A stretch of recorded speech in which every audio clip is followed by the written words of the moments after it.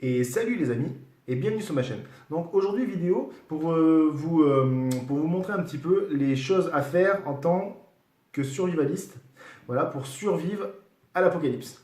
Voilà. Donc apocalypse, ça peut être tout et n'importe quoi.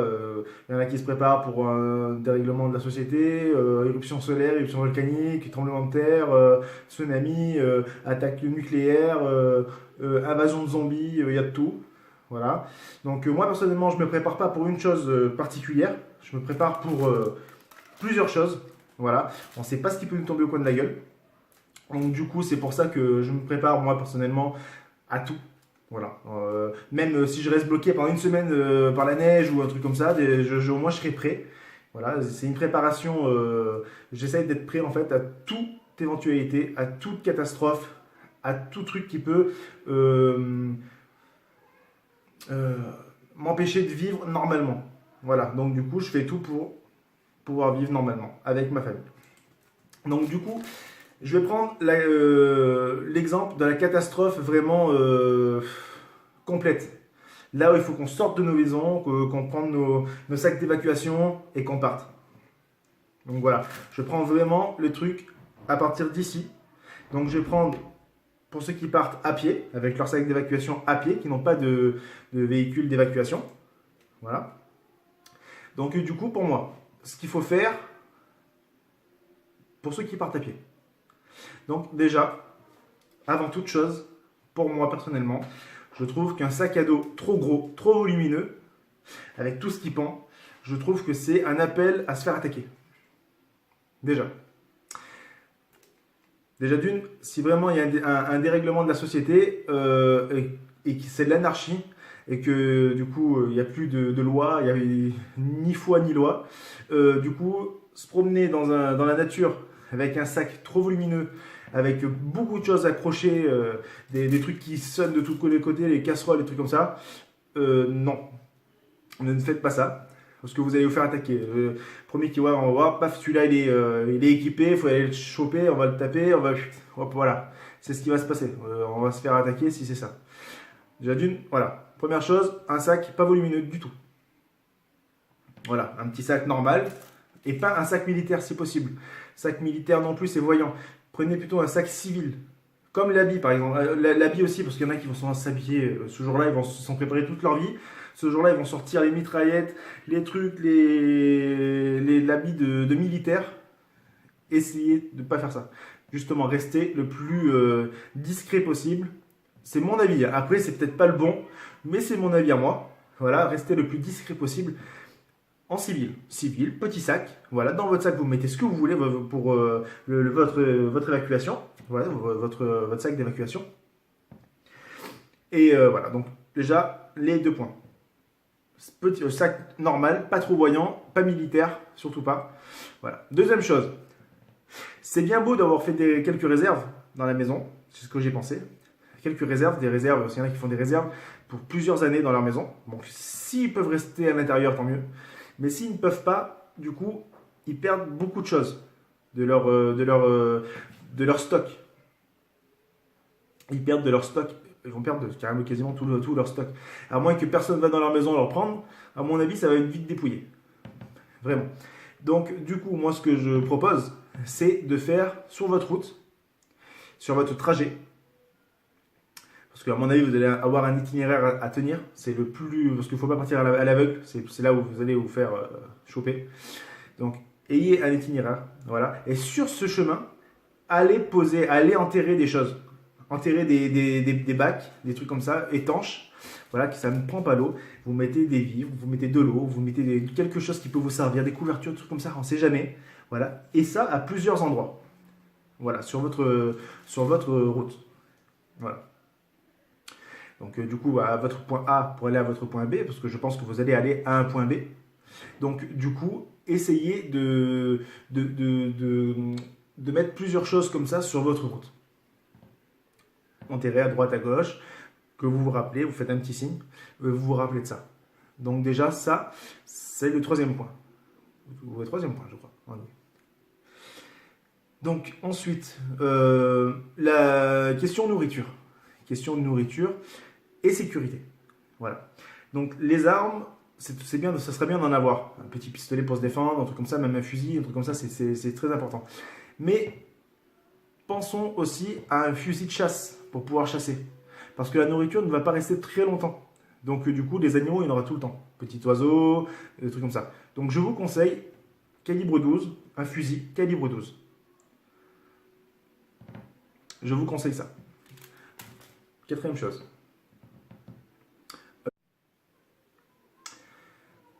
Avant de venir à la quatrième chose, le fusil. Voilà. Le calibre 12.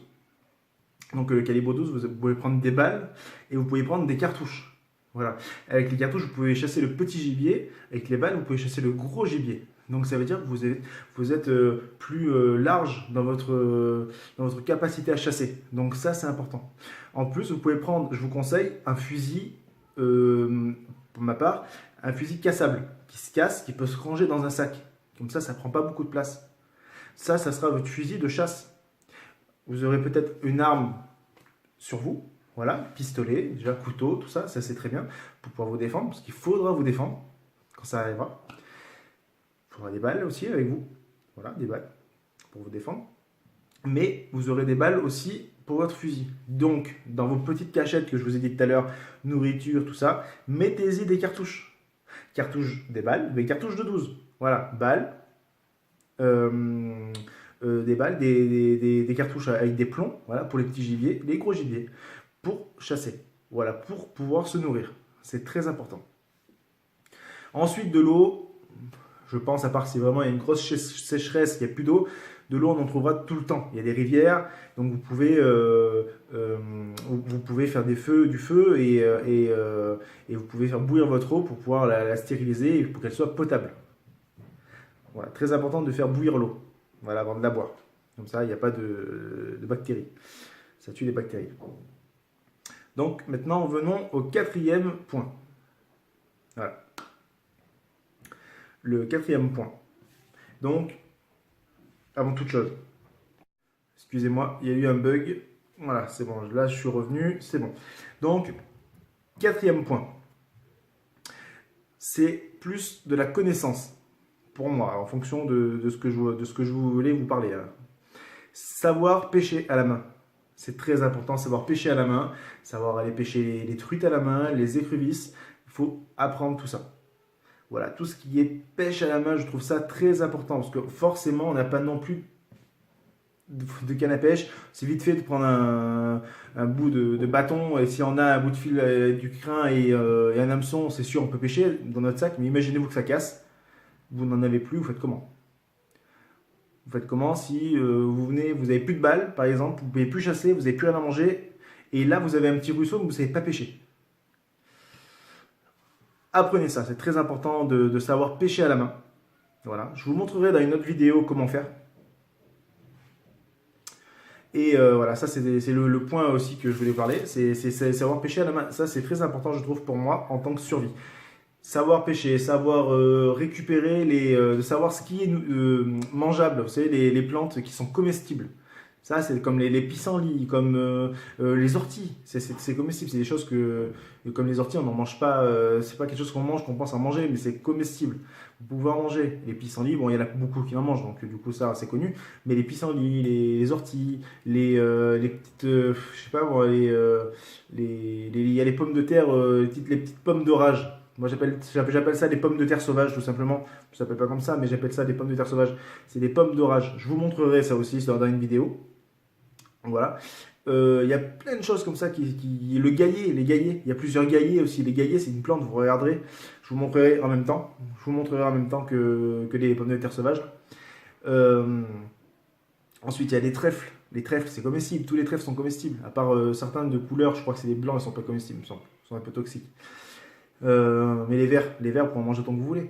Il y a plusieurs choses. Je vous montrerai. Je connais pas tout. Voilà, mais je commence à m'y intéresser et c'est très important de s'y intéresser aussi. Voilà.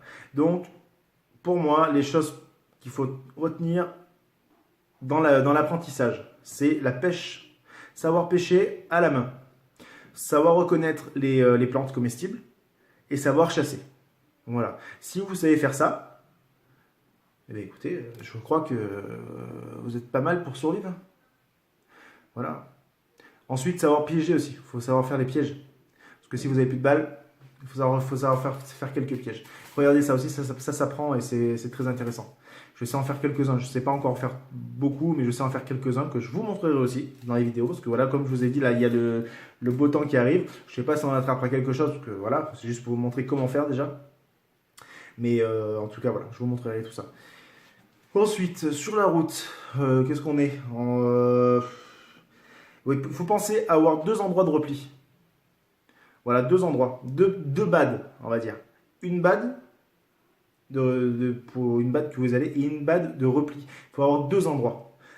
Plus vous avez d'endroits, mieux c'est. Parce qu'imaginez-vous que vous êtes dans un endroit, vous préparez votre endroit et que malheureusement, vous vous faites attaquer, vous devez partir. Vous en avez toujours un autre disponible.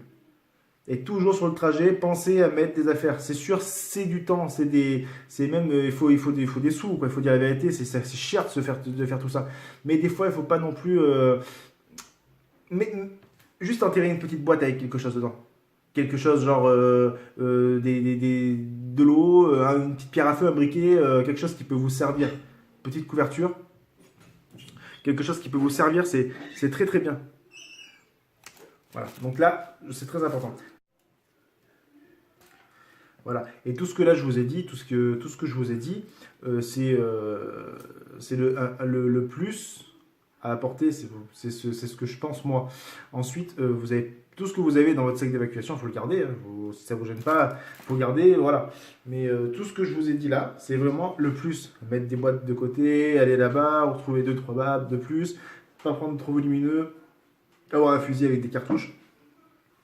Voilà, tout ce que je vous ai dit là, c'est des petits conseils. Après, vous prenez pas, voilà, je ne sais pas si c'est des bons ou des mauvais conseils. En tout cas, moi, pour ma part, je pense que ça peut être pas mal. Ensuite, je vous conseille aussi, d'avoir sur vous une couverture. Parce que c'est vrai que quand on a des sacs de couchage, c'est volumineux, ça prend de la place. Une petite couverture bien pliée, ça prend pas trop de place. Et ensuite, si vous êtes en survie, vous trouverez toujours un endroit, une maison, quelque chose comme ça abandonné, parce que les gens vont partir, donc vous pouvez rentrer, vous aurez plusieurs choses à l'intérieur. La plupart du temps, on est en ville, on n'est pas dans le désert ou quoi que ce soit. En ville ou même à la campagne, il y aura toujours des maisons, il y aura toujours un endroit, un petit abri. Donc vous avez juste besoin d'une couverture. Après, une gourde, voilà. Avec un petit quart, c'est mieux, pour pouvoir stériliser l'eau. Ou alors, si vous avez tout ce qui est popote, tout ça, ça va très bien aussi. Une pierre à feu et un briquet. Voilà, pour moi, c'est ce qui est très important à avoir. Voilà, et un couteau. Et après, tout le reste que je vous ai dit. Donc voilà. Après, si j'ai oublié des choses, c'est fort possible que j'en ai oublié. En tout cas, j'espère que cette vidéo vous aura plu. Voilà, je voulais juste vous faire part de ça.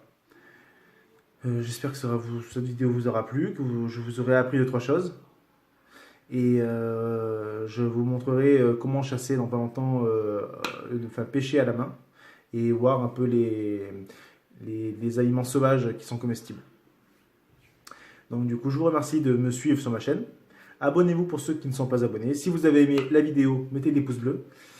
Et puis je vous dis à bientôt. Salut à tous. Et merci.